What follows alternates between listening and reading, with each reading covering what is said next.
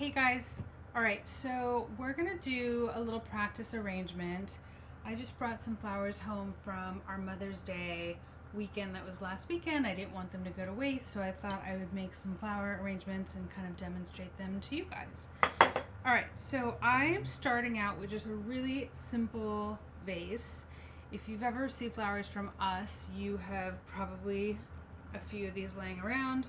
If not, anything is fine. I've got something like this, which is kind of a random little vase I had. I don't even know where it came from. Or, of course, anything that's in your cabinet will be fine as well. Try and, at least for the beginning, try and stay away from vases that have like a flared outside opening to it. It'll make your arrangement much bigger than you ever thought it would be. So I'm starting off with just a really clean, simple cylinder vase like this. And if you have a toolkit from us, this is when your tape is going to get involved. So with your tape, just grab the end, and we call this gridding. So I'm going to grid the vase. I'm using a knife. You guys can use scissors. Cutters are a little aggressive for tape, but scissors are just perfectly fine. And I'm creating a grid. Probably for this size, it would be three sort of strips in either direction, and then turn it, do the other direction. What this is going to do, this is a little florist secret, and this is going to help keep all your flowers kind of where you want them to be. The final step to this, because these little pieces of tape could pull up, is do a nice, strong go around on all the edges, and then to make yourself not crazy the next time you use it, just fold the end of your tape back, and that way you can always find the end of it and not worry. I'm a little picky, so I'll even sort of trim the little edges that were a little longer than I wanted them to be. Now I've kind of got this really simple crisscross shape across my vase. It's invisible to anyone that doesn't look for it, and it just kind of makes your flowers sit where you want them to. So from there, just fill up your vase with water.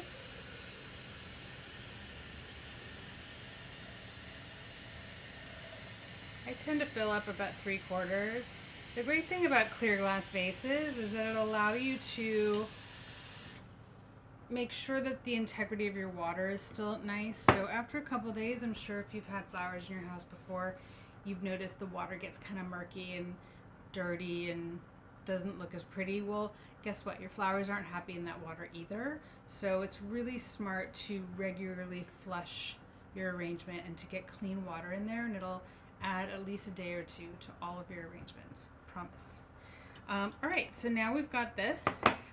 Now, anybody that's ever worked for me will tell you that I'm just as picky about how the top of your arrangements look as I am about how it looks in the vase. So I'm going to start showing you little tricks to get that really cool crisscross treatment on your stems, as well as making it, of course, look beautiful on top.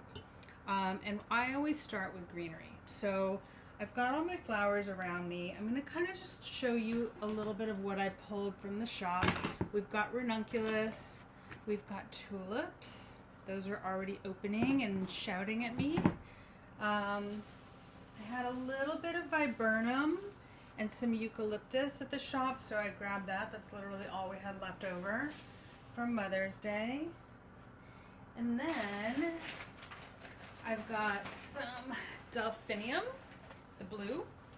I've got some lisianthias, the white, and then all you guys know what these are. These beautiful, amazing, like softball-sized peonies, which everybody wants all year round, but we can only get them right about now. So you better believe those are going to be in my house this week. All right, so let's get started.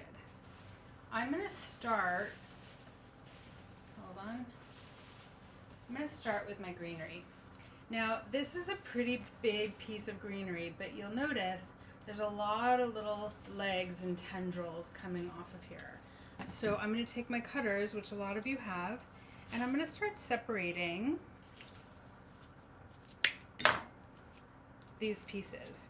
Now, you don't want leaves to go into your water, so you want to pull those off. Now, if I'm looking at this right now, and I'm looking at the size of my vase, I have a feeling these little guys are going to end up submerged. So I'm going to pull those off.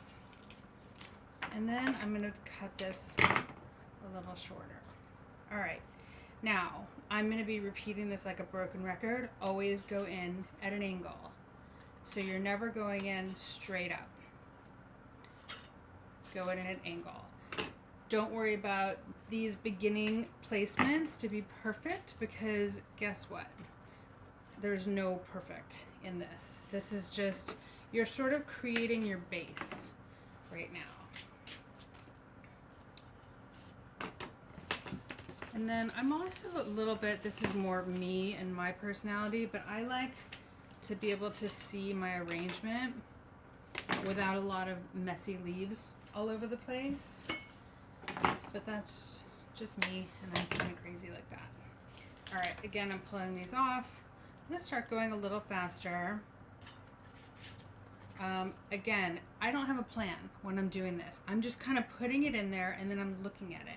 There's probably 100 different times while I'm making one arrangement that I'm looking at it with fresh eyes. So it kind of starts to dictate to me where it's going and what shape it's taking and what kind of movement it's taking, which will then tell me what I want to put in next.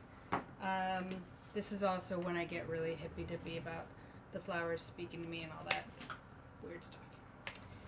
Okay, so I'm going to start turning my vase as I go, because every time you turn it, you're getting a different vantage point and you're getting a different perspective of your arrangement. Now, with something like eucalyptus, it tends to have these little knobs. Especially when you start cleaning the stem, you'll get little like branches that are sticking out. Do yourself a favor and just try and make that as smooth as possible.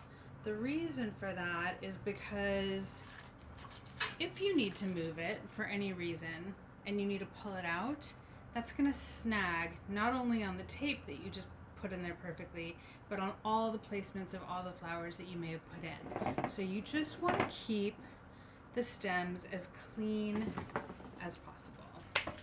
All right, here we go.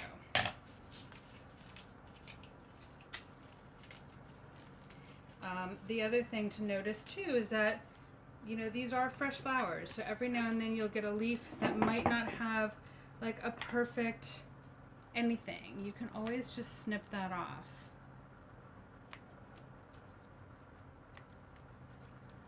Sometimes people will ask me, is this good? Can I keep this? Should I keep it? And my response is always like, if you got that as a flower arrangement in your house, is it pretty? Is it something that you would look at and feel like this isn't a fresh flower or something like that? And if the answer is no, then get rid of it. Don't have it on there. All right, so we're obviously not done yet, but you can kind of see it's starting to take shape. And I'm going to put one more piece right there, because I sort of felt like there was a flat side there. And sometimes things are not going to go in just right. Just be patient and let it evolve. So I'm pretty happy right now with just the shape and the flow of how this is going so far. The next ingredient I'm going to do is I'm going to use this viburnum. So viburnum has a really woody stem, and just as a rule of thumb, anything that has these really woody stems, they're pretty strong and pretty durable. But here's how we cut them. We'll give it a cut at an angle, and then we'll give it another cut straight up. What this does is it helps the water draw straight up to the flowers. And then, like everything else, you're putting it at an angle and you're turning it. So here's another piece of viburnum. I've got this little guy down here, so I have a choice. I can pull him off and then he'll go to waste, or maybe I'll cut that right there. I'm going to slice up the center again. That stem's still long enough to go into my arrangement. And then I'm going to use this little guy and get another placement out of this.